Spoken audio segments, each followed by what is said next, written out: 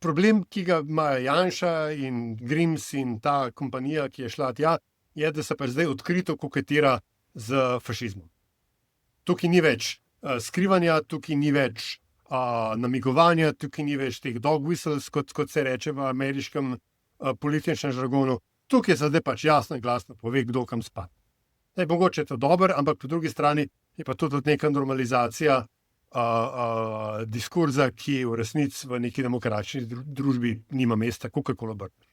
Andraž, če ti kaj poveš, pa gremo pol na obrambo in NATO.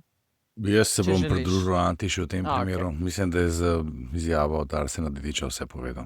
Ja, okej. Pika kle postavljena. Gremo na prvo resno temo tokratne epizode, in sicer obrambni izdatki. Slovenija jih povečuje ali pa vsaj izkazuje namero, da bo to povečala.